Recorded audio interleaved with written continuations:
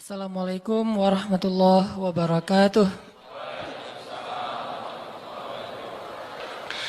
Alhamdulillahirabbil alamin. Alhamdulillahilladzi arsala rasulahu bil huda wa dinil haq liyudhhirahu 'alad dini kullihi wa kafa billahi syahida. Asyhadu an la ilaha illallah wahdahu la syarikalah wa asyhadu anna Muhammadan abduhu wa rasuluhu la nabiyya ba'dah. Allahumma salli wa sallim wa barik ala Sayyidina Muhammadin wa ala alihi wa sahbihi wa man tabi'ahu ila yaumiddin amma ba'. Teman-teman yang dirahmati Allah Subhanahu wa taala, puji syukur kepada Allah yang pada kesempatan ini Allah ngasih lagi kita kesempatan buat belajar, buat iktikaf di masjid, buat talabul ilmi, menuntut ilmu, yang mudah-mudahan apa yang kita dengar pada malam ini bisa menambah iman kita kepada Allah Subhanahu wa taala. Karena seperti yang pernah saya sampaikan dulu tuh, mencari ilmu dalam Islam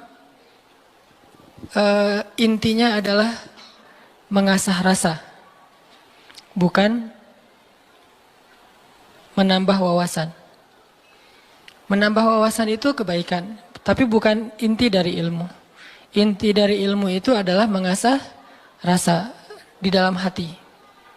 Yang kalau dalam bahasa Islam disebut dengan, dalam bahasa agama disebut dengan iman. Sehingga bisa jadi seseorang tahu Al-Quran cuma satu ayat, tapi kalau dengan ayat itu dia bertambah dekat sama Allah, bertambah yakin, bertambah banyak amal solehnya, berarti dia adalah orang yang mendapatkan ilmu. Sebaliknya ada orang yang menghafal banyak ayat, mengetahui banyak hadis, atau dia punya gelar-gelar akademik di bidang agama, cuman gak nambah iman ke Allah, gak nambah takut kepada Allah, gak nambah dekat sama Allah, berarti dia cuman mendapatkan wawasan, bukan ilmu. Sehingga inti dari ilmu itu adalah mengasah rasa. Dan dalam Islam, tempatnya ilmu itu bukan di pikiran, tempatnya ilmu itu di hati. Sehingga yang disebut dengan fikih atau faqih, orang yang mengerti, kata ulama, al-fiqhu fiqhul qulub. Mengerti itu tempatnya di dalam hati. Apakah kamu sudah mengerti? Kalau kita katakan sudah, itu artinya kita udah ngerasain di hati. Bukan sudah mengerti dalam arti kita udah hafal, udah paham, udah ingat, udah tahu, bukan itu yang dimaksud dengan sudah mengerti dalam kalimat fikih. Tetapi yang dimaksud dengan kalimat mengerti sudah bertambah yakin di dalam hati. Sehingga kalau misalnya kita dengar satu nasihat, satu ilmu, satu tausiah, gak nambah yakin dalam hati, berarti kita baru dapat wawasan. Makanya mudah-mudahan majelis-majelis kayak gini nih bisa benar-benar mencas iman kita. Yazid bisa nambah keyakinan kita kepada Allah SWT. Walaupun teorinya mungkin gak terlalu rumit. Ada mungkin pembahasan tentang akidah mengenal Allah dengan teori yang rumit. Dibagi-bagi. Misalnya akidah itu terbagi kepada 4 bagian. Ada istilah rububiyah, ada istilah uluhiyah, ada istilah asma, ada istilah sifat. Ini teori akidah. Tapi setelah membahas semua teori akidah ini, terus dia nggak makin yakin sama Allah, kalau ada masalah diserahin sama Allah, berarti dia baru dapat wawasan, belum dapat ilmu. Ada orang yang nggak ngerti istilah rububiyah, nggak ngerti istilah uluhiyah, asma, sifat dan seterusnya. Tapi kalau lagi ada masalah dia bilang tenang aja, ada Allah, dia dapat ilmu.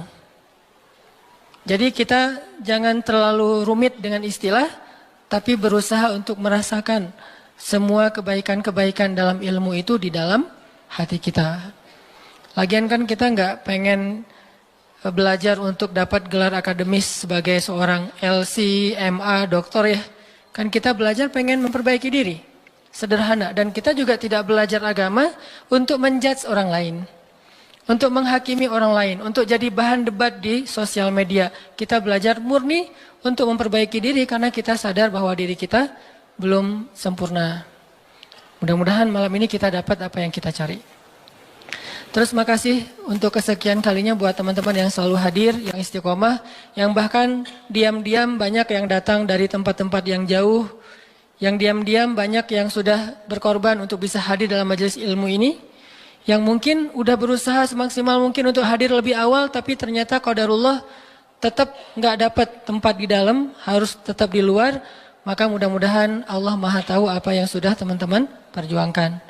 Dan saya selalu nge-mention tentang anak muda Bandung kemanapun saya pergi, bahwa memang syiar teman-teman di Bandung ini udah tersebar di seluruh Indonesia.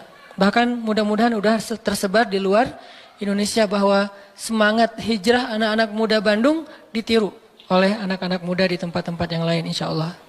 Sehingga kita dapat pahala dari kebaikan yang ditiru itu. Waja'alna lil muttaqina imama, jadikanlah kami imam, teladan dalam ketakwaan.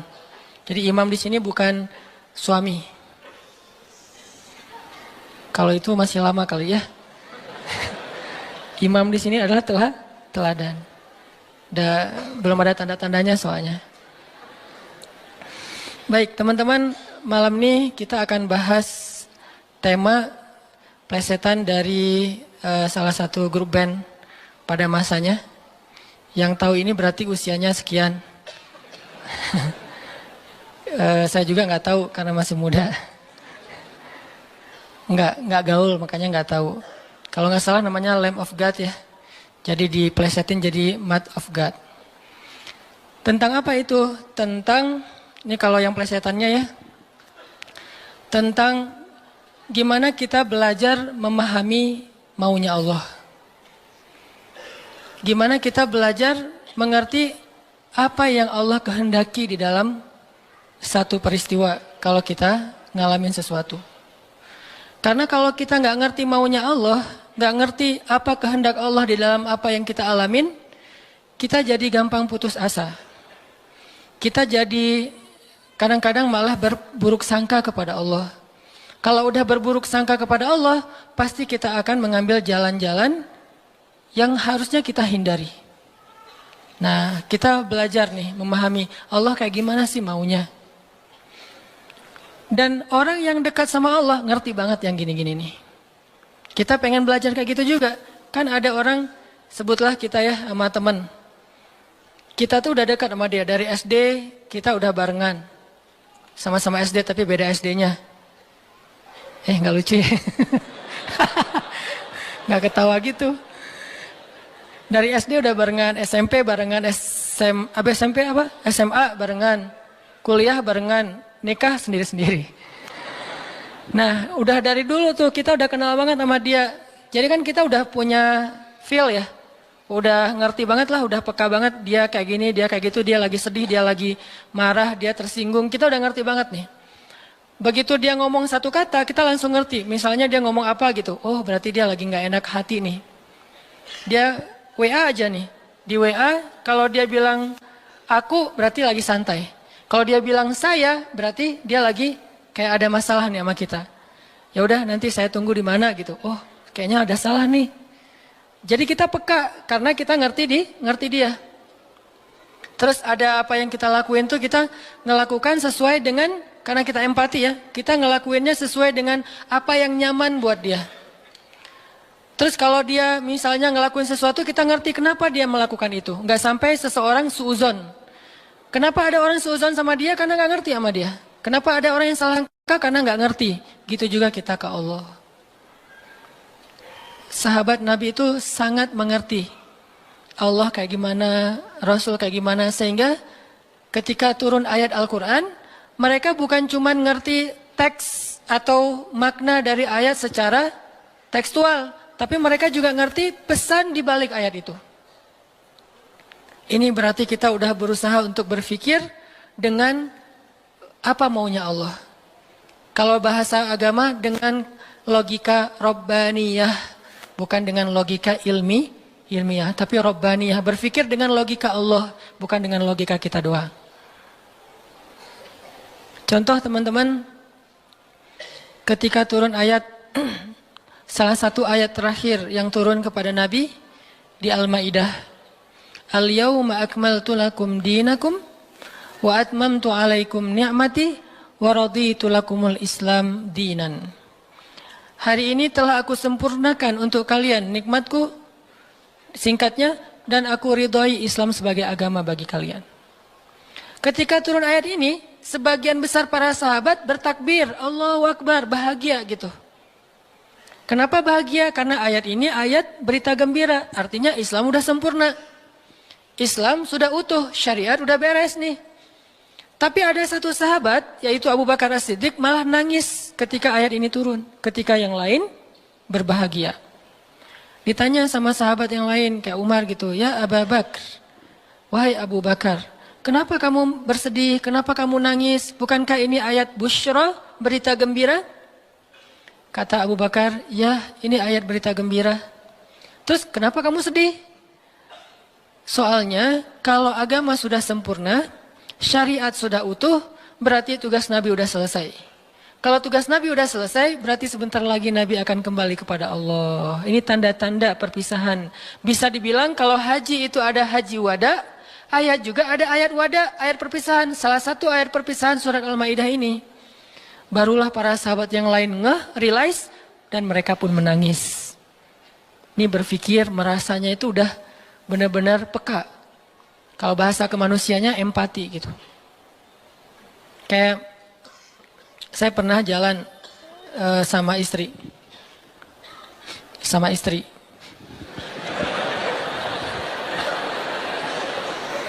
Soalnya nggak mau saya jalan sendiri. Pasti jalan sama istri. Terus diajak sama temen makan seafood, ikan panggang. Istri saya tuh udah tahu kalau saya nggak biasa dan nggak masuk nih kalau makan ikan panggang. Paling mentoknya ikan goreng atau ikan di asam pedas gitu ya, garang asam. Tapi kalau yang panggang nggak masuk. Diajak sama teman saya, Ustadz ada ikan panggang enak banget nih, seafood. Benar-benar makannya di samping laut. Saya kan nggak enak nolak undangan ya. Oh ya boleh. Istri saya langsung lirik-lirik. Dan dia nanya, ada yang digoreng nggak? Kenapa dia bisa langsung ngomong gitu? Kan tahu kan jawabannya? Nah, ada nggak yang ngerasain kita kayak gitu kalau lagi jalan? Belum ya? Duh, maaf ya salah ngomong. Yang empati sama kita, yang ngerti banget kita maunya apa, nggak sukanya apa, dia langsung ngerti, langsung minta ikan goreng. Karena saya tahu saya nggak bisa makan ikan panggang. Atau ada yang ngajak makan kayak ada terasinya, ada jengkolnya. Ini enak banget nih segala macam promo gitu. Saya diem aja. Kan nggak mungkin saya bilang saya nggak suka jengkol, nggak suka terasi. Ternyata menu favorit restoran itu justru jengkol sama terasi. Istri saya langsung mesen apa gitu. Ada telur goreng misalnya. Ini artinya udah ngerti dan berpikir merasa dengan cara empati tadi, peka. Bisa nggak kita ke Allah kayak gitu? Sehingga ketika Allah memberi kita satu hal yang kita sebut musibah, kita sebut kayak ujian. Karena kita mengerti Allah, akhirnya kita tahu harus kayak gimana. Akhirnya kita tahu gimana maunya Allah, apa ada yang ada di balik suatu peristiwa yang kita alamin. Ini penting teman-teman. Kenapa? Biar kita bisa belajar sabar, belajar husnuzon, dan survive dalam satu masalah. Menggunakan logika Allah. Nah, untuk itu kita coba angkat satu kisah di dalam Al-Quran yang menjelaskan tentang matematikanya Allah ini ada di dalam surat Al-Anfal. Coba teman-teman buka surat ke-8, surat Al-Anfal. Kita tilawah beberapa ayat pertama. Kita lihat nih logika Allah ketika kayak bentrok dengan logika hambanya. Yaitu surat Al-Anfal ayat 5. Kita baca ayat 5 sampai ayat 8. Ini salah satu peristiwa ketika logika Allah kayak bentrok dengan logika manusia. Kepengennya Allah beda sama kepengennya hamba. Terus apa yang dilakukan hamba itu, terus apa hasil setelah itu? Kita coba baca ayat 5 sampai ayat 8.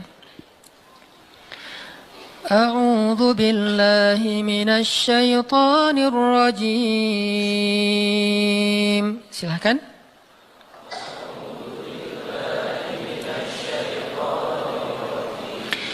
Bismillahirrahmanirrahim.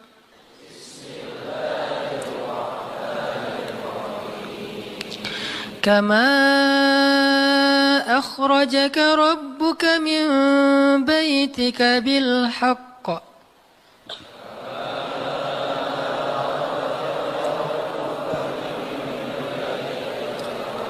wa inna fariqam minal mu'minina lakarihun.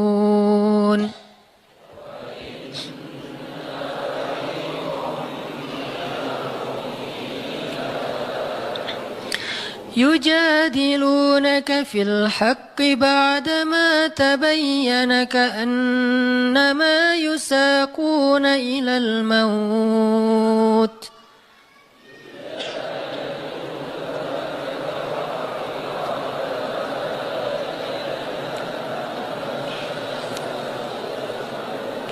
كأنما يساقون إلى الموت وهم ينظرون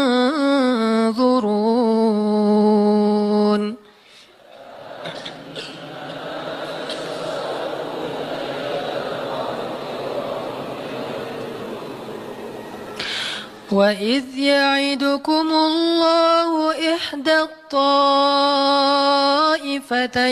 أنها لكم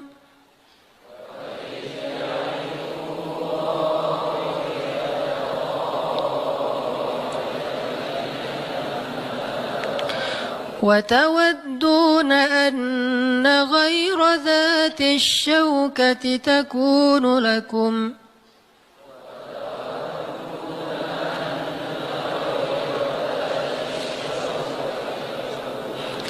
ويريد الله أن يحق الحق بكلماته ويقطع دابر الكافرين.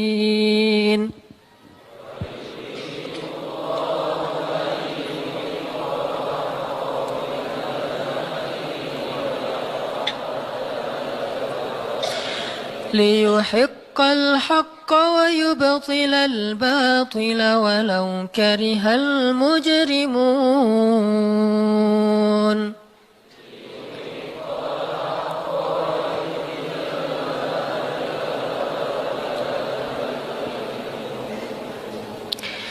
Yaitu sebagaimana Tuhan kalian telah menyuruh kalian untuk pergi dari rumah kalian dengan sebenar-benarnya. Meskipun sesungguhnya sebagian dari orang-orang yang beriman itu tidak menyukainya. Mereka membantahmu, wahai Muhammad, tentang kebenaran setelah nyata bahwa mereka pasti akan menang. Seakan-akan mereka dihalau kepada kematian sedang mereka melihat sebab-sebab kematian itu. Dan ingatlah ketika Allah menjanjikan kepada kalian bahwa salah satu dari dua golongan yang kalian hadapi adalah untuk kalian, sedangkan kalian menginginkan golongan yang tidak memiliki senjatalah untuk kalian. Tetapi Allah hendak membenarkan yang benar dengan ayat-ayatnya dan memusnahkan orang-orang yang menentang sampai ke akar-akarnya. Agar Allah memperkuat yang hak, itu Islam, dan menghilangkan yang batil atau kemusyrikan, walaupun orang-orang yang berdosa itu tidak menyukainya. Shadaqallahul azim. Ngerti teman-teman?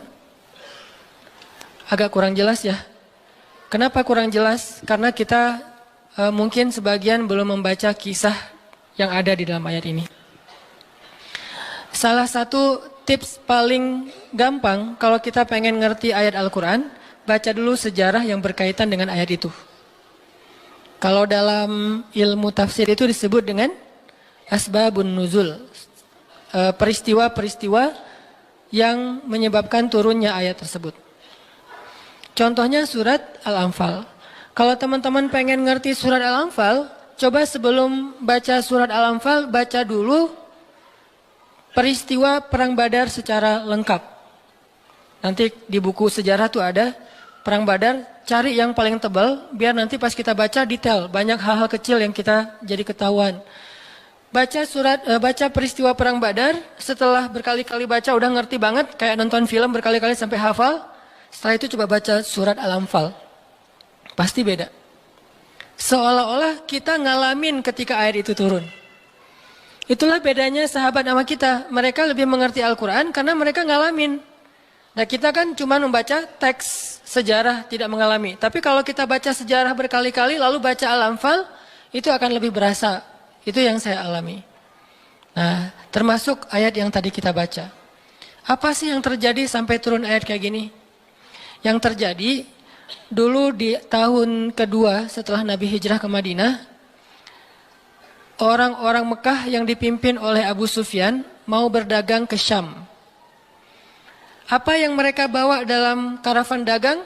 Harta-harta orang Islam yang dirampas ketika orang Islam hijrah ke Madinah.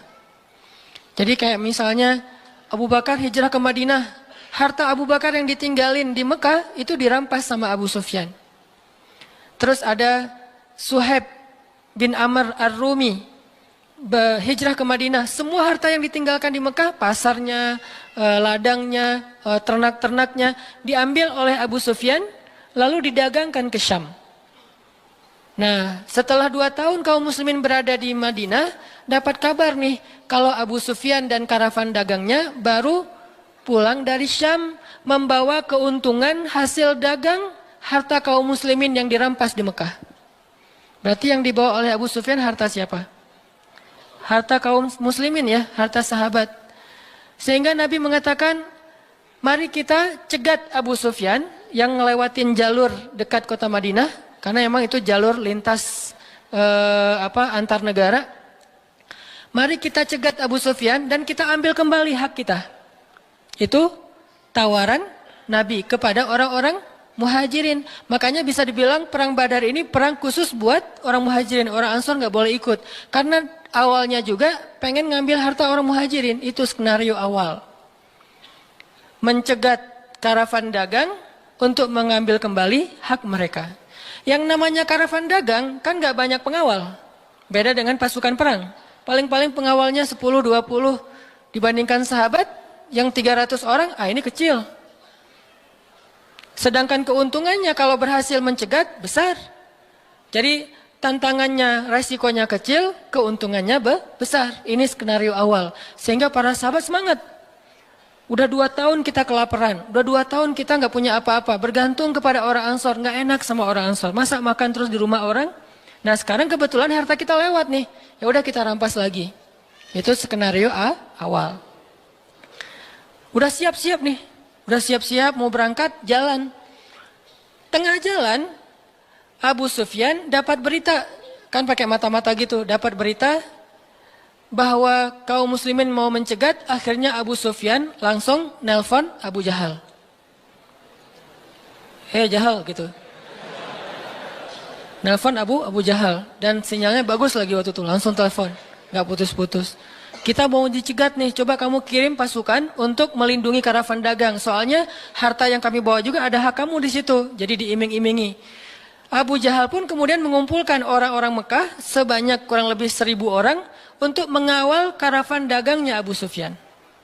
Langsung melesat, satu pasukan bergerak cepat sehingga sekarang ada 2 target. Satu karavan dagang, satu lagi pasukan militer yang jumlahnya 1.000 orang. 3 kali lipat lebih banyak dari kaum muslimin. Tiba-tiba turun ayat kepada Nabi. Terus Nabi mengatakan kepada para sahabat, wahai para sahabat, sekarang kita punya 2 pilihan. Mau tetap mencegat Abu Sufyan, atau kita sekarang malah beralih ke Abu Jahal dengan pasukannya. Sok pilih yang mana kalian. Kaum muslimin sebagian besar memilih tetap seperti rencana awal, mencegat karavan dagang. Jangan mencegat pasukan. Ngapain kita capek-capek perang sama Abu Jahal, untungnya nggak ada. Terus pasukannya lebih banyak, resikonya lebih besar. Dan mereka terlatih, kita sipil yang dipersenjatai seadanya. Mending kita tetap kepada Abu Sufyan, untungnya besar, resikonya kecil, dan sama-sama sipil. Tapi ternyata ketika disuruh pilih kayak gitu, kaum muslimin udah memilih pilihan mereka, Allah memilih pilihan Allah. Kata Allah, enggak. aku memilih kalian menghadapi Abu Jahal. Berat gak sih kayak gitu? Ini matematika Allah, hitung-hitungannya Allah nih. Logika Allah. Kadang hidup kita kayak gitu banget teman-teman. Kita pengen kuliahnya ini, ternyata yang lulusnya bagian ini. Saya dulu pengen kedokteran. Tapi lulusnya malah ke Mesir. Ya alhamdulillah, karena nilai eksaknya jelek. Ya udahlah ke Mesir aja. Dan ke Mesir juga dulu niatnya bukan mau kuliah, mau main. Wah bagus juga kan dulu ada Dunia dan Berita suka perkiraan cuaca gitu kan, internasional. Kairo hujan gitu. Wah Kairo pengen kuliah ke luar negeri. Artinya bukan pengennya saya ke Kairo, tapi Allah menghendaki kayak gitu. Bukan pengennya saya menikah, Allah yang menginginkan. Saya pengennya dari dulu, bukan waktu itu. Jadi bukan pengennya saya menunda pernikahan ya. Pengennya mah 17 tahun nikah wilah. Lulus SMA atau belum lulus mah nikah. Tapi pengennya Allah usia 22 tahun. Ada yang 32 tahun. Ada yang 42 tahun. Ada yang masih betah sendiri. Nah pengennya kita mah udah mau nikah nih sekarang nih. Tapi pengennya Allah jangan, kamu jaga ibu dulu. Pengennya kita kerjanya kayak gini nih, usaha, tapi takdirnya Allah jadi misalnya masuk ke pegawai negeri. Atau sebaliknya, pengennya pegawai negeri malah jadi pengusaha, dan seterusnya. Ada lulusan sains tapi usahanya di wisata kuliner, di usaha kuliner. Ada yang kayak gitu. Ada teman saya lulus ITB planologi, tata kota, tapi usaha kuliner. Tapi alhamdulillah dan sukses. Jadi kadang-kadang kepengennya kita sama Allah itu suka bentrok. Dalam kondisi kayak gitu apa yang harus kita lakukan? Termasuk kepengennya kita nggak punya anak dulu, tapi nggak tahu gimana caranya tiba-tiba punya anak misalnya. Masih nggak tahu lagi gimana caranya ya. Kan ada tuh udah nikah, kita jangan punya anak dulu ya, karir dulu ya aja, tapi ternyata nggak ada ikhtiar, pasrah gitu ya, akhirnya punya anak misalnya. Kan bukan kepengennya kita. Atau pengen punya anak tapi belum punya aja, udah 15 tahun menikah belum punya anak. Kayak Nabi Zakaria, gimana nih? Ketika apa yang kita inginkan dengan apa yang Allah inginkan, kesannya bentrok. Itulah yang terjadi kepada kaum muslimin dalam perang Badar. Mereka pengen Abu Sufyan, Allah pengen Abu Jahal. Sehingga Allah katakan di ayat 5-nya, wa inna fariqam minal mu'minin lakarihun. Walaupun sebagian orang-orang yang beriman itu karihun, nggak suka. Sehingga pada diam-diam mereka sebetulnya ngeluh gitu. Kenapa ya jadi berubah gini? Tahu gini dari awal, gitu kan ya? Mulai desas-desus di antara kaum muslimin. Karihun, tidak suka dengan pilihan ini, nggak suka dengan tawaran ini. Inilah yang terjadi. Dan kita kadang-kadang juga karihun dengan kehendak Allah. Karihun, kenapa sih harus kayak gini? Kenapa sih saya hidupnya gini-gini amat? Kenapa saya yang diperlakukan kayak gini? Kenapa? Dulu ada satu tips, katakan saja la'allahu khair. Ya mudah-mudahan ada kebaikan di sini. Yang penting saya udah ikhtiar, jadinya kayak gini, ya udah jalanin aja. Saya udah ikhtiar, jadinya sama dia, ya udah jalanin aja. Mudah-mudahan la'allahu khair. Nah ini kita coba nanti lanjutkan lagi kisah perang Badar. Terus kita coba lihat hubungannya dengan hidup kita tuh kayak gimana. Mudah-mudahan kita bisa tahu apa yang harus kita lakukan kalau keinginan kita dan keinginan Allah kadang-kadang seperti bentrok. Kita sholat isya dulu ya. Bismillahirrahmanirrahim. Teman-teman yang dirahmati Allah Subhanahu wa taala, tadi kita bahas tentang gimana kadang-kadang kondisi ketika keinginan kita sama maunya Allah itu nggak ketemu. Kita dalam contoh sehari-hari aja. Misalnya mau main, ternyata lapangannya becek misalnya. Kalau buat anak-anak BMX atau skate mau ngetrik, ternyata lagi cedera. Atau mau jalan sama seseorang, hujan misalnya. Apain lagi? Mau beli handphone baru, ternyata usaha kita yang tadi kita udah pikirin ada untungnya malah rugi. Mau jalan-jalan keluar kota, pasangannya sakit. Dan banyak, kadang-kadang penyebabnya sepele banget. tapi bikin kita kecewa. Nah, gimana caranya kalau kondisinya kayak gitu? Sama kayak para sahabat dulu dalam perjalanan umroh. Pengen umroh, ternyata udah sampai di perbatasan kota Mekah, nggak boleh masuk, disuruh pulang lagi ke Madinah. Itu kan diceritain dalam surat Al-Fat ya, tentang perjalanan umroh yang berakhir dengan malah perjanjian Hudaybiyah. Niatnya pengen umroh, tapi endingnya perjanjian. Yang isi perjanjiannya, poin-poinnya kayaknya ngerugiin umat Islam banget. Tapi kan Allah punya rencana, dan rencana Allah pasti yang terbaik daripada rencana kita. Masalahnya gimana kita bisa ridho, bisa rela kalau kondisi itu terjadi dalam hidup kita. Kita sih yakin, ini adalah qadarullah, keinginan Allah. Tapi bikin kita yakin itu jadi berbuah, yakin itu kan kayak pohon ya. Iman itu adalah pohon. Gimana biar pohon ini berbuah? Salah satu buahnya itu adalah sifat ridho, sifat nerima. Sehingga dengan sifat ridho itu akhirnya kita punya kebaikan. Kebaikannya jadi bisa survive, tenang hadapi masalah, sabar dan seterusnya. Nah, gimana caranya? Setelah kita dapat sesuatu, kita yakin kepada Allah, terus jadi ridho. Nah, ini belajar matematikanya Allah Subhanahu wa Ta'ala. Dan itulah yang terjadi dalam perjanjian Hudaybiyah. Terjadi kepada Siti Maryam yang tadi dibacain suratnya. Maryam gak pengen punya anak tanpa suami. Kalaupun harus punya anak, nikah dulu. Tapi Allah punya rencana lain. Rencana manusia punya anak setelah nikah. Lagian Maryam lagi belum siap menikah nih. Belum ada cowok yang pantas buat Maryam. Justru karena itulah Allah beri dia anak tanpa laki-laki, tanpa suami. Kenapa? Gak ada suami yang pantas buat Maryam. Mungkin satu-satunya lelaki yang pantas buat Maryam cuma Nabi Muhammad. Tapi kan beda zaman. Masa Maryam harus nunggu Nabi Muhammad 300 tahun lagi kan ya? Nah, ternyata karena nggak ada yang pantas buat dia, akhirnya dia punya anak tanpa harus melalui seorang suami. Mungkin kita terlalu soleh sehingga nggak ada yang pantas buat kita. Pantasnya cuma bidadari, ya udah di akhirat nikahnya. Husnuzonnya mah ya. Mungkin di atas nih nggak ada yang pantas jadi imamnya, soalnya terlalu solehah.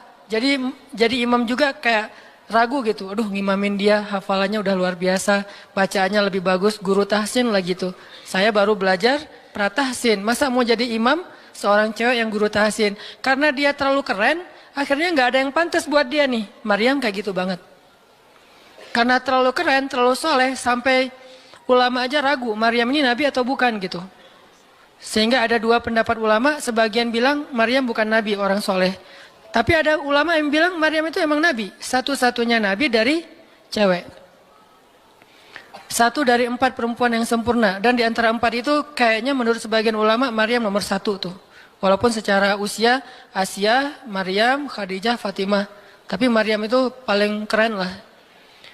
Tiba-tiba hamil, datang cowok keren, baju putih, jubah putih, auranya tuh luar biasa, pokoknya cowok paling keren aja. Sampai Maryam kaget dan berta'awuz. Inni a'udzu birrahmani minka in kunta taqiyya. Aku berlindung kepada Allah dari kamu. Ketemu cowok keren malah berlindung, bukan bersyukur, coba. Duh, keren banget ya. Astagfirullah, auzubillah, gitu kan ya. Nih Maryam nih. Duh, ceweknya keren banget. Udah lama ngelihat baru auzubillah, enggak. Dari awal auzubillah. Kenapa? Ada pasangan di sebelah gitu. Ada istrinya. Nah, Maryam langsung ta'awuz, inni a'udzu birrahman minka in kunta taqiyya. Kata Jibril, cowok keren itu ternyata namanya Gabriel. Kata Gabriel, innama ana rasulu rabbik liahaba laki ghulaman zakiyya. Jangan takut Maryam, aku itu utusan Tuhanmu. Artinya malaikat yang pengen ngasih kamu anak yang sangat suci. Kata Maryam, anna yakunu li ghulam, gimana saya akan punya anak walam yamsasni basyarun. Gak ada seorang laki-laki pun yang pernah nyentuh saya, nyentuh aja gak pernah. Walam aku baghiyya, dan saya juga tidak pernah merendahkan diri depan laki-laki, artinya berbuat dosa. Anna yakunu li ghulam, gimana caranya saya punya anak? Kata Jibril, Kadzaliki qala rabbuki huwa alayya hayyin. Itu udah kehendak Allah, kehendak Allah. Dan itu hayyin, mudah banget buat Allah Subhanahu wa taala. Sepele banget lah buat Allah. Fahamalat, tiba-tiba Maryam hamil. Fantabadat bihi makanan qasiyya. Karena Maryam malu ketahuan hamilnya, akhirnya Maryam pun pergi ke suatu tempat yang terpencil, qasiyya, Aqsa. Aqsa itu artinya tempat yang jauh. Masjidil Aqsa disebut Al-Aqsa karena dia jauh dari Masjidil Haram. Kalau Madinah kan dekat. Masjid yang paling mulia kan ada 3 itu ya, Mekah, Madinah, Palestina. Nah, dia disebut Aqsa karena tempatnya jauh. Makanan qasiyya, tempat yang sangat jauh, terpencil, nggak ada siapa-siapa. Fantabadat bihi makanan qasiyya. Fa'aja ahal makhadu. Tiba-tiba dia udah harus ngelahirin setelah sekian bulan, mungkin 9 bulan. Qalat, dia bersandar di sebuah pohon, kemudian dia berkata, ya laitani mittu qabla hadza wa kuntu nasyam mansiya. Dia kayak orang menyampaikan satu bentuk kalimat sedih, kayak kalau bahasa sederhananya kayak ngeluh gitu. Ya laitani mittu qabla hadza, aduhai seandainya aku mati aja daripada harus menanggung malu kayak gini. Maryam itu kan pemalu banget. Mahkota sifat malu itu dipakai banget sama Maryam. Makanya ketahuan hamil nggak punya suami, itu buat Maryam pukulan paling luar biasa, telak banget. Walaupun dia nggak berbuat dosa, tapi tetap aja orang kan ngata-ngatain dia. Ditambah lagi Bani Israel, tahu sendiri kan Bani Israel suka banget viralin fitnah. Ada apa viral Bani Israel teh? Maryam hamil di luar nikah, viral. Semua orang ngomongin mana Maryam. Terus rumahnya tuh dilemparin batu karena dianggap sebagai pembawa sial bagi Bani Israel. Dasar Maryam ngaku-ngakunya suci, sok suci segala macam.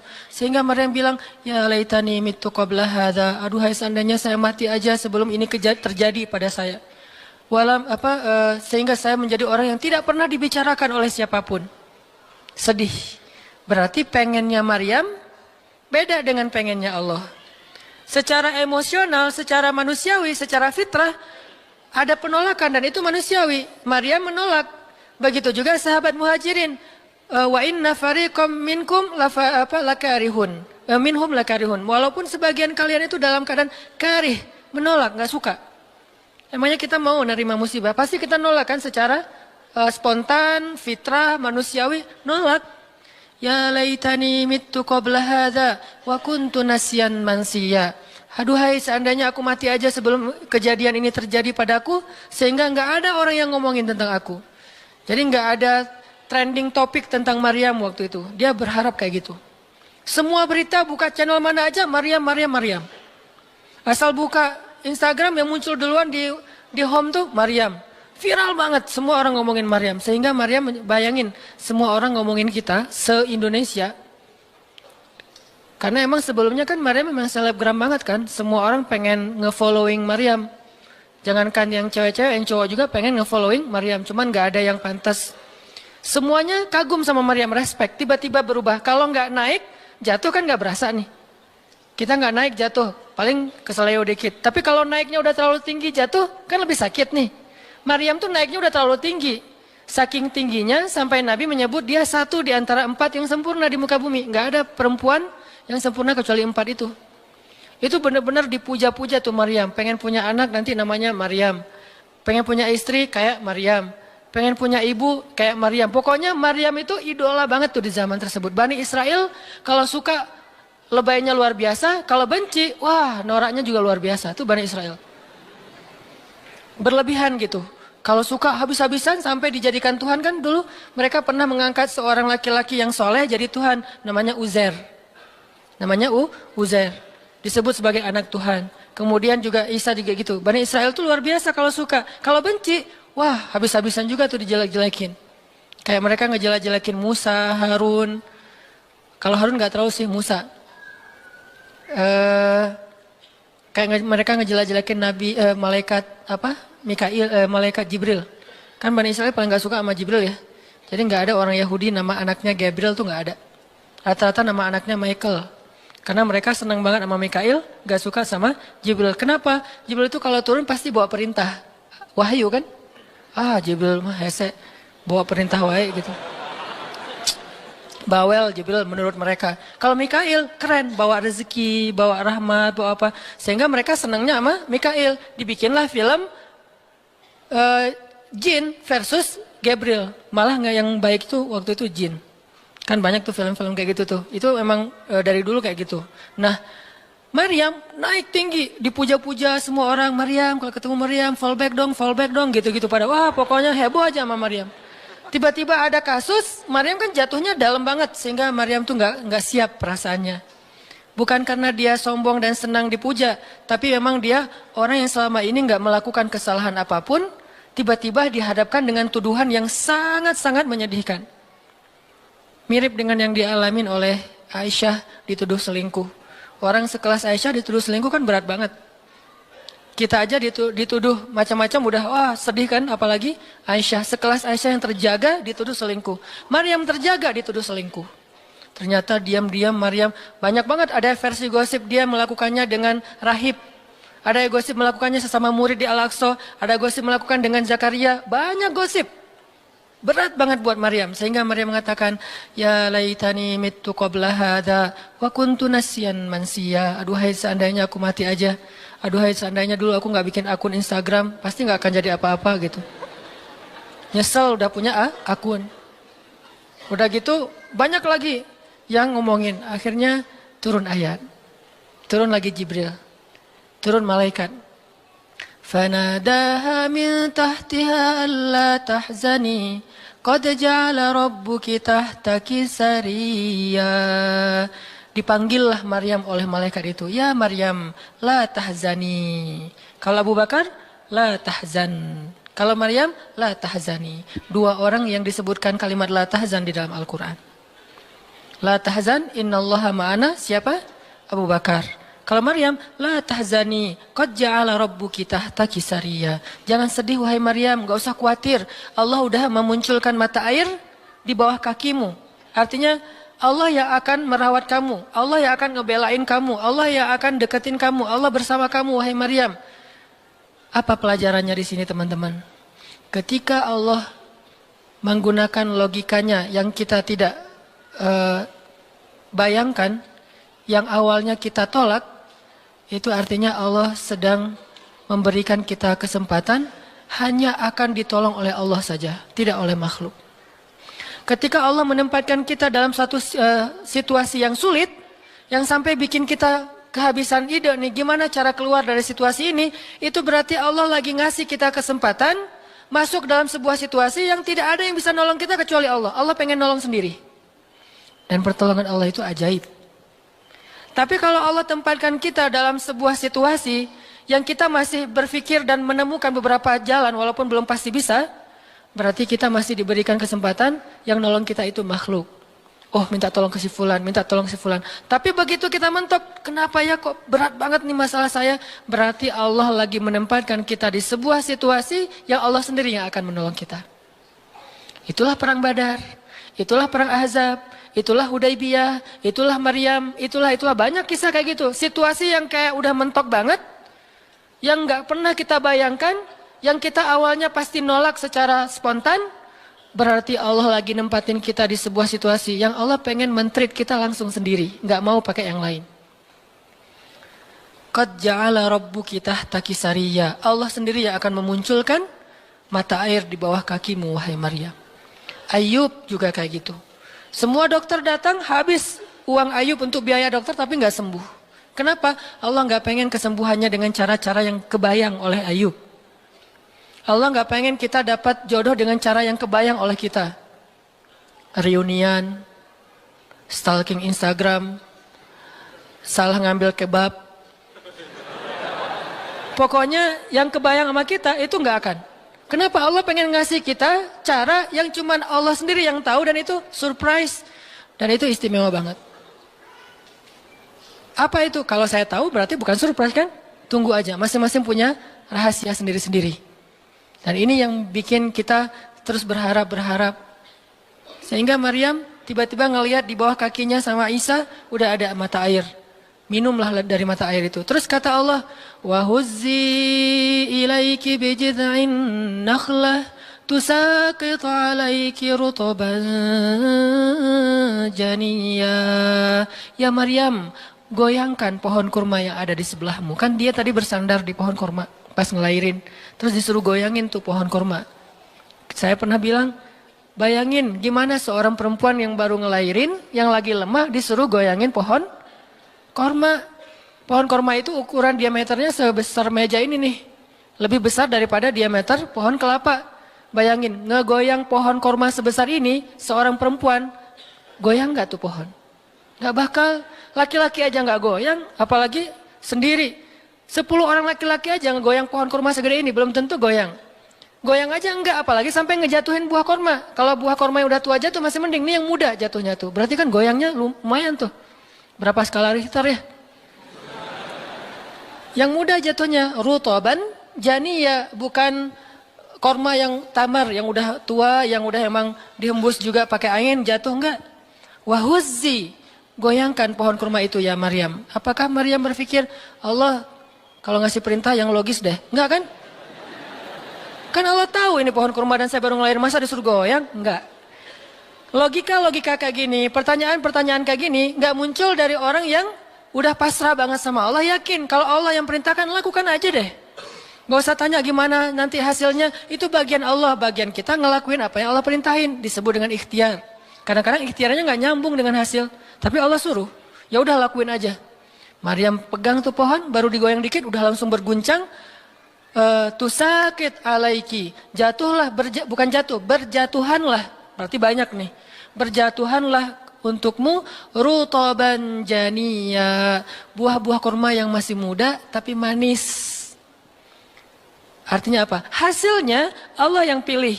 Kurma yang mana yang mau jatuh, dengan rasa apa yang mau jatuh, yang jaraknya sekian dari tempat duduknya yang Maryam yang akan jatuh. Allah yang menentukan hasil, tugasnya Maryam cuma ngegoyangin dong, walaupun gak mungkin akan terguncang. Ini iman. Belajar iman. Allah yang suruh ya, sudah saya lakukan. Allah suruh ikhtiar ya saya ikhtiar, Allah suruh berobat ya saya berobat. Tapi hasilnya Allah yang nentuin kayak gimana caranya. Akhirnya rutoban janiyya, berjatuhan. Kata Allah, fakuli washrobi wa qarri aina. Makanlah Maryam, minumlah Maryam, dan bersenang hatilah kamu dengan semua ini. Sehingga kata Nabi komen setelah baca ayat ini nih. Nabi komen. Komen Nabi apa? Korma dan manusia itu ada hubungan sejarah. Diciptakan dari jenis tanah yang sama. Jadi pohon-pohon lain itu jenis tanahnya beda. Cuman satu yang mirip dengan manusia, jenis tanahnya korma. Sehingga salah satu yang cepat merecovery seorang perempuan yang baru ngelahirin adalah makan rutoban janiyya, korma yang yang muda tapi manis. Jangan dikasih ke bayinya ya, keselak, bahaya. Kasih ke ibunya. Kalau ke bayinya, tamar, korma yang udah tua, terus dikunyah sama bapaknya dengan syarat bapaknya udah gosok gigi. Jangan habis makan bala-bala, cengek, makan kurma, kasih ke bayi. Kasih ke bayi yang tua, kasih ke ibunya yang muda. Dan itu cepat merecovery seorang perempuan. Kata Nabi, di situ ada obat dari penyakit. Intinya teman-teman, kayak gitu ternyata cara Allah. Ini logika Allah nih. Sehingga ketika kaum muslimin, balik lagi ke surat Al-Anfal, dihadapkan dengan satu pilihan yang mereka nggak pernah ngebayangin dan secara spontan karihun, menolak, maka Allah Subhanahu wa taala menyampaikan kenapa Allah memilih itu.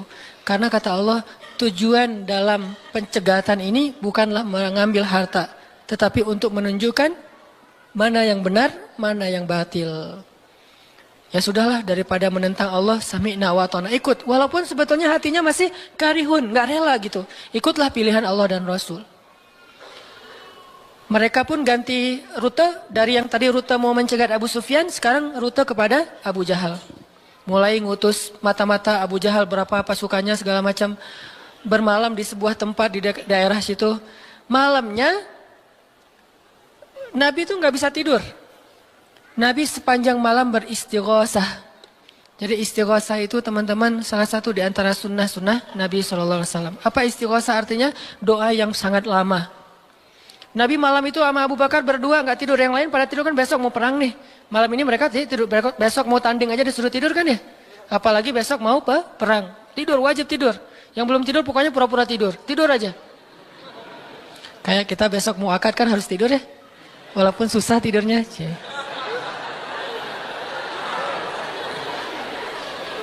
Pokoknya kalau mau akad nggak bisa tidur teman-teman. Ngapain? Ngafal aja. Saya terima kok. Nanti takut salah saya tolak kan bahaya. Udah diizinin sama calon mertua masih ditolak. Nah, malamnya pada tidur kecuali 2 orang. Rasul sama Abu Bakar. Selalu berdua orang ini nih pokoknya soulmate banget. Direkam soulmate-nya di Al-Quran. Rasul beristighosah, doa yang sangat khusyuk. Berharap banget, panjang lagi doanya sepanjang malam. Sampai Nabi mengangkat kedua tangannya itu nggak gini, tapi gini. Pernah nggak doa kayak gini? Nah, makanya masih sendiri ya. Coba istighosah, ya Allah. Langsung tuh. Jadi kalau doa jangan gini doang. Apalagi gini, santai. Sesekali doa, Allah. Ternyata belum, naik lagi sampai mungkin. Dan itu ada sunnahnya, Nabi berdoa dengan, kan Nabi berdoa kadang mengangkat tangan, kadang tidak mengangkat tangan, kayak doa sehari-hari misalnya angkat tangan kan ya. Kayak mau makan misalnya, Bismillahirrahmanirrahim amutu wa ahya. Allahumma barik lana gitu ya, kan nggak harus ngangkat tangan. Sarewai ini. Nah, udah kadang Nabi doanya gini, nelunjuk. Bukan merintah Allah, ya Allah kasih lo ya, enggak. Nelunjuk dengan filosofi Arab sama filosofi Indonesia beda. Makanya jangan menerjemahkan teks Arab dengan konteks kita, dengan persepsi kita. Terjemahkan dengan persepsi bahasa sendiri. Apa sih maksudnya? Gitulah. Jadi di Arab tuh kalau gini bukan merintah. Gini tuh artinya cuma engkau yang saya harapin ya Allah gitu maksudnya. Jadi kalau ya Allah itu maksudnya engkau doang yang saya harapin, iya karena budua iya karena selain gitu. Bukan ya Allah pokoknya harus ya bukan. Kalau kita pakai dengan logika kita kan, kok doa sih nggak sopan sama Allah kayak gitu-gitu amat. Kalau ke manusia mungkin gitu agak kurang sopan. Kalau ke Allah sopan. Bisa gini, bisa biasa aja, bisa gini. Gini juga ada beberapa level. Ada yang gini sampai ke paling atas. Biasanya yang paling atas tuh bab jodoh sih. Kalau bab kuliah masih gini, kerja, giliran jodoh paling tinggi. Apalagi kalau udah jodohnya balikan sama mantan. Tuh kayaknya naik kursi. Lebih tinggi lagi. Jadi malam itu Nabi beristighosah sampai syal beliau jatuh, nangis, janggut beliau basah dengan air mata, nangis panjang malam, ya Allah jika besok kami kalah perang, terbunuh semua, mungkin di muka bumi ini nggak akan ada lagi orang yang menyebut la ilaha illallah. Abu Bakar ngambil rida syalnya Rasul ditaruh lagi cukup bagimu ya Rasulullah, cukup ya Rasulullah. Allah udah mendengar. Abu Bakar menenangkan Rasul, tapi Rasulullah terus saja gitu. Kayak kita lagi doa kata teman, udah Allah udah dengar. Taruh dulu. Kalau kita mah gitu ya. Nah, tapi jangan dibayangin gitu. Rasulullah pasti khusyuk banget, nggak kayak kita. Udah selesai berdoa, pagi-pagi sahabat riuh. Innalillah gitu. Kalau kita kan innalillah pasti ada yang meninggal ya. Siapa yang meninggal? Enggak, innalillah itu musibah, enggak harus selalu orang meninggal. Ya Rasulullah maafkan kami. Kenapa? Ternyata sebagian para sahabat malam itu digoda oleh syaitan sehingga semua pada mimpi basah, maaf. Tapi kayak gitu emang sejarahnya. Bukan semua, sebagian besarnya mimpi basah. Sehingga pas bangun mereka dalam keadaan junub, kotor, tidak suci, tapi enggak ada air. Untuk wudhu aja kurang, apalagi untuk mandi. Dan mandi junub kan harus semuanya. Sedangkan besok mereka mau berperang melawan musuh dalam keadaan tidak suci. Ini kayak pertanda buruk gitu. Dan mereka merasa mentalnya makin drop. Tiba-tiba Allah beri ketenangan buat mereka. Turun air hujan. Malam itu hujan turun. Hujannya hujan lokal lagi. Camp kaum muslimin hujan. Camp orang kafir enggak? Hujan. Nyebrang-nyebrang. Hujan enggak. Yang namanya di Indonesia gitu. Di camp kaum muslimin hujan, di campnya orang kafir enggak hujan. Akhirnya pada mandi, alhamdulillah, Allah Akbar. Itu nanti ada ayatnya setelah itu. Coba nanti baca lagi halaman kedua. Ketika ada adegan hujan segala macam. Itu ceritanya kayak gitu. Akhirnya makin mantap. Alhamdulillah bisa mandi, wudhu, minum. Baru mereka yakin bahwa ini adalah benar-benar perintah Allah. Nah hidup kita tuh kalau kita ngejalanin hal-hal kayak gini. Kita bakalan kayak lagi jalan bareng Allah. Sehingga nanti kita akan banyak ngelihat keajaiban-keajaiban Allah. Kalau kita nggak pernah masuk dalam situasi ini, kita tuh kenal Allah cuma dari kata orang, nggak pernah jalan bareng. Kita kayak kenal seseorang, tapi kata teman kita, cuma lihat postingannya doang, tapi nggak pernah jalan bareng, jadi nggak kenal dekat gitu, dan nggak akan dapat feel. Begitu juga kita kenal Allah. Kalau kita kenal Allah hanya dalam situasi normal, wajar, nyaman, berarti kita kenal Allahnya cuma dari katanya, cenah. Nggak pernah ngalamin sendiri. Begitu kita dihadapkan dengan situasi kayak gini, berarti kita lagi diajak Allah jalan bareng. Yuk jalan bareng saya. Siap ya Allah. Hah? Banyak kejutan-kejutan. Banyak yang bikin kita kaget. Kenapa? Karena kita jalannya dengan zat yang maha kuasa. Dia akan tunjukin kekuasaan-kekuasaannya. Dan kekuasaan Allah yang paling luar biasa ditunjukin justru dalam kesulitan. Kalau dalam normal nggak luar biasa namanya. Kayak kita sama teman kita. Dia ngasih kita hadiah atau pinjam duit 100.000 pas kita lagi awal bulan, kan biasa aja ya. Coba kalau dia pinjemin duit 50.000 pas akhir bulan, kan luar biasa kan. Jadi makin kita sulit, Allah tunjukin kekuasaannya, di situ kita makin lihat gimana kita tuh bergantung banget sama Allah. Emang Allah bikin skenarionya kayak gitu. Sehingga kalau kita teman-teman dihadapkan atau dikondisikan sama Allah dalam suatu keadaan yang kita nggak siap, yang kita nolak, yang kita berontak, tapi di sisi yang lain kita yakin ini ketentuan Allah, belajar meyakini, oh Allah lagi ngajak saya jalan nih. Allah lagi ngajak saya jalan, biar lebih kenal sama Allah. Biar Allah nunjukin langsung. Satu. Kedua, niatin juga, oh Allah pengen memperlakukan saya khusus, nggak mau pakai yang lain, berdua aja biar Allah yang menolong saya. Karena udah nggak bisa ngarap siapa-siapa. Akhirnya kaum muslimin pun melakukan peperangan Badar, duel dulu nih. Jadi ada kayak tarung dulu 3 orang dari kaum muslimin, 3 orang dari orang kafir. Tarung salah satunya jagoannya Nabi, kesayangan dan kebanggaan Nabi banget, anak muda yang bernama Ali bin Abi Thalib. Ali maju, kalah musuh, terkapar, 3-tiganya mati. Kaum muslimin bertakbir, ahadun ahad. Yel-yel yang dipakai oleh Bilal dulu di Mekah, dipakai oleh kaum muslimin. Menanglah perang Badar. Dan dalam peperangan itu Allah tunjukkan yang luar biasa, kaum muslimin ditolong oleh makhluk yang turun dari langit berbondong-bondong, terbang menyambar dengan pakai ikat kepala berwarna hijau. Malaikat. Jadi ada khusus malaikat yang tugasnya sebagai malaikat militer. Ini malaikat angkatan udara nih. Malaikat militer. Kalau yang tadi kan di Maryam angkatan darat.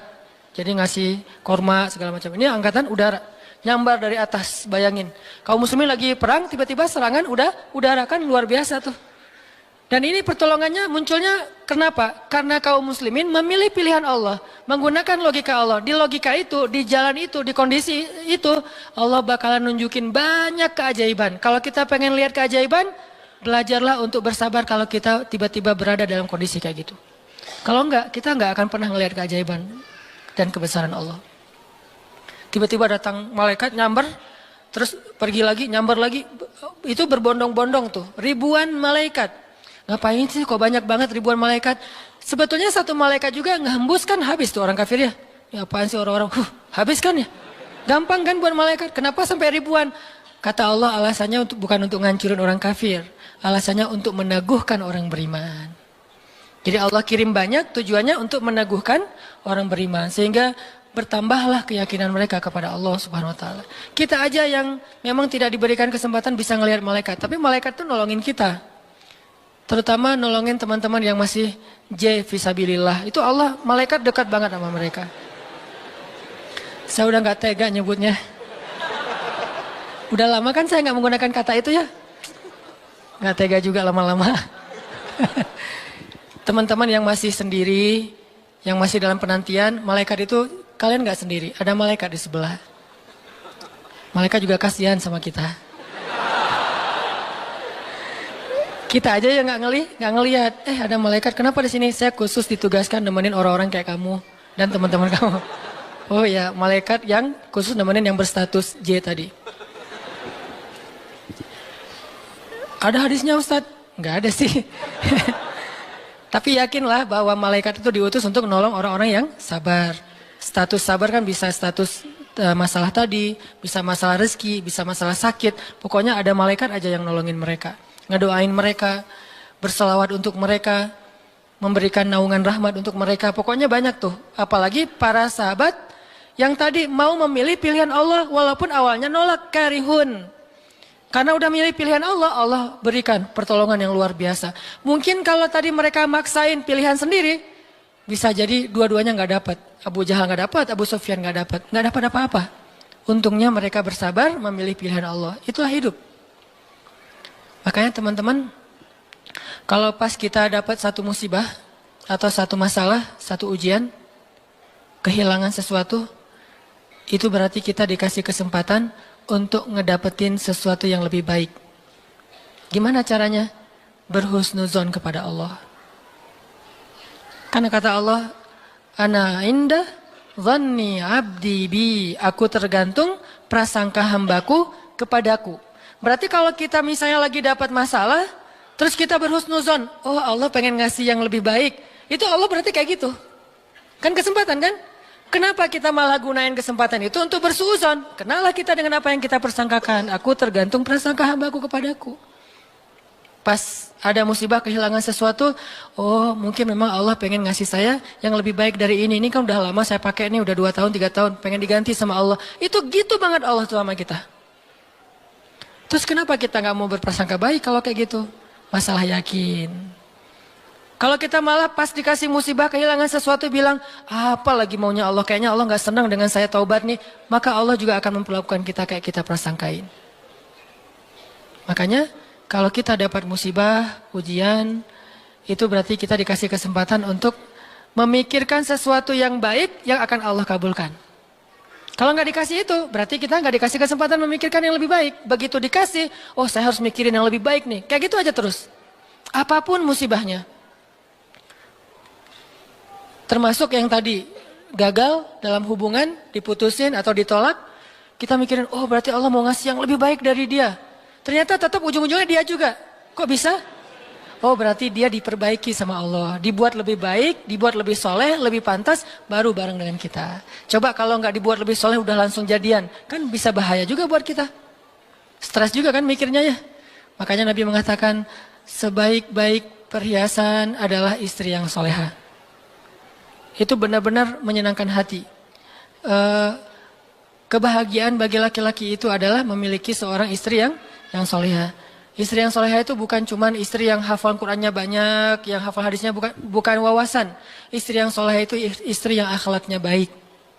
Yang kalau kita ngelihat dia langsung bahagia. Jadi pulang ke rumah itu gak pernah nyetel TV. Kenapa papa gak pernah lihat TV? Kan lihat mama. Ya.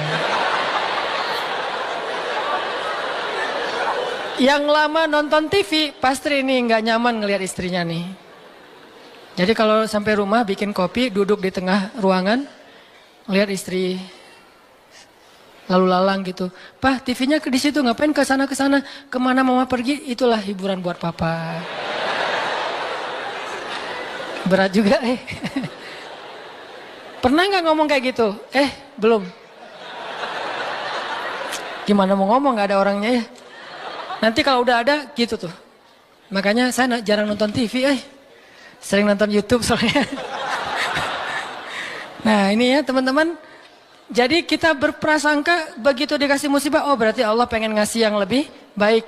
Yang terbaik deh yang kita prasangkain. Karena Allah akan kayak gitu banget. Inilah rahasia matematika Allah. Ya Allah berlakukan kepada Ahlu Badar. Ya Allah berlakukan kepada para sahabat yang berjanjian Hudaybiyah, Bai'atul Ridwan. Ya Allah berlakukan kepada Siti Hajar, Maryam, dan banyak lagi kisah-kisah yang benar yang disebutkan di dalam Al-Quran. Mudah-mudahan nambah yakin kita. Kita bukan minta musibah, tapi emang itu fitrah kehidupan manusia. Udah kayak gitu sunatullah. Semua yang hidup pasti dikasih ujian. Jangankan orang biasa, jangankan orang beriman, orang biasa aja dikasih ujian. Apalagi beriman. Beriman itu pasti dikasih ujian sama Allah. Cuman karena ujian itulah Allah memperlakukannya lebih istimewa daripada orang lain. Jadi siapa orang yang paling istimewa di mata Allah? Yang paling banyak diuji. Jadi jangan pede dulu bahwa kita lebih istimewa di mata Allah gara-gara kita ibadahnya lebih bagus dari teman kita. Bisa jadi teman kita nggak tahajud. Bukan berarti nggak perlu tahajud ya, tahajud keren, bagus, luar biasa. Tapi ini kalau kita ke orang lain gitu, misalnya kita udah tahajud, misalnya kita udah taklim, misalnya kita udah tilawah, misalnya kita udah sedekah, misalnya. Terus kita ngerasa kayak lebih baik dari orang lain, jangan. Karena bisa jadi ibadah teman kita, diam doang tuh. Ngapain? Sabar menghadapi ujian, itulah ibadahnya. Bisa jadi orang yang paling mulia di mata Allah itu orang yang sedang sakit di rumah sakit atau di rumahnya yang nggak bisa berobat bertahun-tahun. Pas kita lihat ke dia, dia mah nggak ibadahnya nggak dahsyat kayak kita. Nggak pernah ikut talim, tilawahnya sedikit-sedikit, paling juga yang dia hafal aja karena udah nggak bisa baca saking sakitnya. Tapi ibadahnya itu 24 jam sehari lewat apa? Sabar menghadapi ujian sakit. Berarti bisa jadi teman kita yang baru diputusin itu lebih mulia daripada kita yang baru jadian. Jadi jangan ngeledekin ya, jangan suka membuli lah. Karena yang dibully itu bisa jadi lebih mulia daripada yang membuli. Astagfirullahaladzim. Ya. Itulah teman-teman kajian tentang matematika Allah. Mudah-mudahan kita mengerti. Maksud mengerti di sini meyakini, bisa bertambah yakin sama Allah dan bisa diterapin. Tadi kalau dikasih ujian, berarti kita punya kesempatan berprasangka baik supaya kita dapat apa yang kita prasangkakan. Kalau dikasih ujian, berarti Allah pengen ngajak kita jalan berdua nih. Kalau dikasih ujian, berarti Allah pengen memperlakukan kita secara khusus. Nggak mau yang lain bantu kita, pengen Allah doang yang bantu. Dan itu keistimewaan dari Allah untuk kita. Ya Allah, paham kami kehendak-kehendak-Mu ya Allah. Jangan biarkan kami berburuk sangka kepada Engkau ya Allah. Karena jika kami berburuk sangka kepadamu, maka itu tidak akan merugikan Engkau sedikit pun ya Allah. Jika kami berputus asa, itu pun tidak akan merugikan-Mu ya Allah. Engkau tidak butuh kepada kami, tetapi kami yang butuh kepadamu ya Allah. Pahamkan kami tentang ketentuan-ketentuan-Mu. Pahamkan kami tentang kebijaksanaan-Mu. Pahamkan kami tentang kebaikan yang ada di sisi-Mu. Sehingga kami bisa menjalani hidup kami dengan penuh prasangka baik. Menjalani hidup kami dengan penuh kesabaran, optimis, berserah, dan selalu yakin kepada Engkau ya Allah. Ya Allah, kuatkanlah iman kami. Karena dengan kekuatan iman itulah kami bertahan. Kami tidak bertahan karena fisik kami yang kuat. Kami tidak mampu bertahan karena uang kami yang banyak. Kami tidak mampu bertahan karena kesempatan kami yang lapang. Kami bertahan dalam satu ujian jika iman kami kuat kepada Engkau ya Allah. Kuatkanlah iman kami ya Allah. Terutama ketika kami merasa lemah, sendiri dan tidak berdaya. Ketika kami merasa tidak ada yang bisa menolong kami dalam satu masalah selain Engkau ya Allah. Ketika kami merasa ujian yang kami hadapi sudah hampir di batas kemampuan kami ya Allah. Saat itulah dekap kami dengan kasih sayang-Mu ya Allah. Dekap kami dengan kasih sayang-Mu sebagaimana Engkau mendekap Rasulullah SAW. Tolong kami, temani kami sebagaimana Engkau menemani Rasulullah dan Abu Bakar di dalam gua Sur. Beri kami jalan keluar sebagaimana Engkau memberikan kebaikan kepada Maryam. Jangan biarkan kami berputus asa dan memilih jalan yang tidak Engkau ridhai ya Allah. Kami takut dan kami berlindung kepadamu dari nafsu diri kami sendiri ya Allah. Kami berlindung kepadamu dari kelemahan diri kami sendiri ya Allah. Kelemahan yang membuat kami tidak lagi berharap kebaikan di sisi-Mu. Kelemahan yang dalam diri kami yang membuat kami tidak mau lagi berikhtiar. Kelemahan dalam diri kami yang membuat kami berputus asa. Kami berlindung kepadamu dari kelemahan itu ya Allah. Fahamkan kami. Pegang kami erat ya Allah. Ketika kami akan terjatuh. Justru kami sangat membutuhkan-Mu saat itu ya Allah. Kami sangat membutuhkan-Mu saat itu ya Allah. Janganlah Engkau tinggalkan kami di saat-saat kami paling lemah. Janganlah Engkau tinggalkan kami di saat kami gamang dan bingung. Bukankah Engkau berfirman, Alam yajidka yatiman fa'awa wa wajadaka dhallan fahada ووجدك عائلا فأغنى. Engkau yang menemani orang yang merasa yatim sendiri. Engkau yang memberi petunjuk kepada orang yang bingung dan tidak tahu arah. Dan Engkaulah yang mencukupkan orang-orang yang kekurangan dan kelaparan. Temani kami ya Allah. Beri kami petunjuk ya Allah. Cukupkanlah kami ya Allah. Kami mohon ya Allah. Genggamlah hati kami ketika kami dalam keadaan rapuh. Ketika kami dalam keadaan galau. Ketika kami dalam keadaan lemah. Ilahana, jangan lepaskanlah ikatanmu kepada kami. Jangan lepaskan pandangan kasih sayangmu atas kami. Jangan lepaskan dekapanmu dari kami ya Allah. Janganlah Engkau turunkan baroahmu kepada kami. Sebagaimana Engkau turunkan baroah kepada orang-orang yang Engkau murkai. Jangan Engkau biarkan hidup kami istidraj kepada kehancuran. Sebagaimana Engkau pernah mengistidrajkan orang-orang yang Engkau benci. Sayangi kami ya Allah. Dekatkan kami kepadamu ya Allah. Itulah yang paling berharga dalam hidup kami ya Allah.